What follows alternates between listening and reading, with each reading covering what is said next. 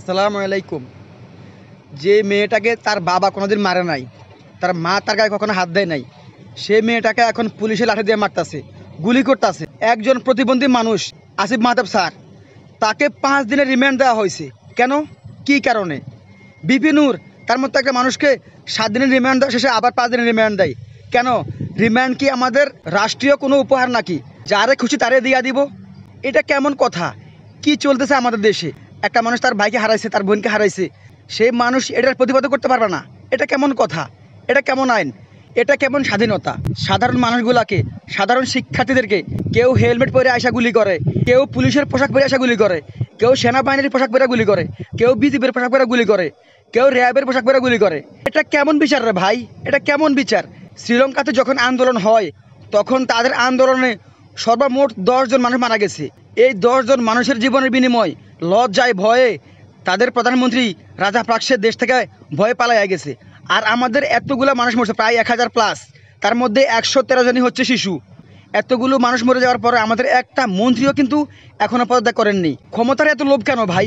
কয়দিন বাঁচবেন দুনিয়াতে? কয়দিন বাঁচবেন? দুনিয়াতে তো কেউ থাকে না চিরদিন, আপনারাও থাকবেন না। আপনাদের একজন মন্ত্রী তো বলেই ফেলছে যে আমাদের কাছে যে পরিমাণ বুলেট আছে, যদি প্রতি সেকেন্ডে আমরা একটা করে গুলি ছাড়ি তাহলেও আমাদের বুলেট শেষ হবে না। যেই বুলেট, যেই বোমা, যেই অস্ত্র যেগুলো একটা রাষ্ট্রে রাখা হয় দেশের বাহিরে কারোর সাথে যুদ্ধ হলে, সেই গুলিগুলা, সেই বোমাগুলা তারা ব্যবহার করবে দেশকে বাঁচানোর জন্য।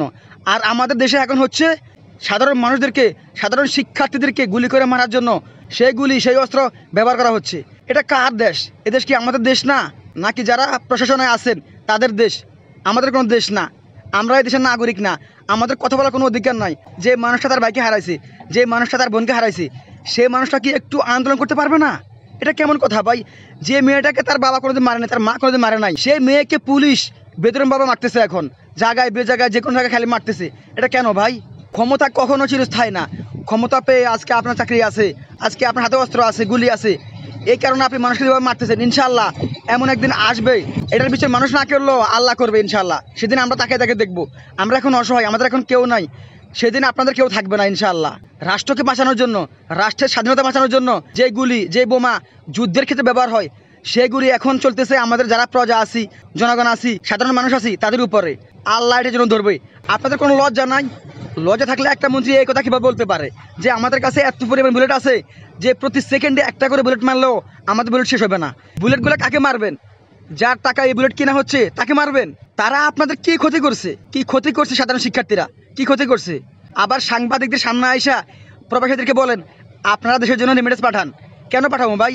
যে রেমিটেন্স আমরা পাঠাবো সেই রেমিটেন্স দিয়ে আমার ভাইকে মারবেন, আমার বোনকে মারবেন, ওই সুযোগ আর দিব না। 6 মাস পর্যন্ত ওই সুযোগ দেওয়া হবে না ইনশাল্লাহ। রেমিটেন্স চাইলে রেমিটেন্স আবার হোকা দিয়ে ফুটাই দেবো ইনশাল্লাহ। খেয়াল রাখেন।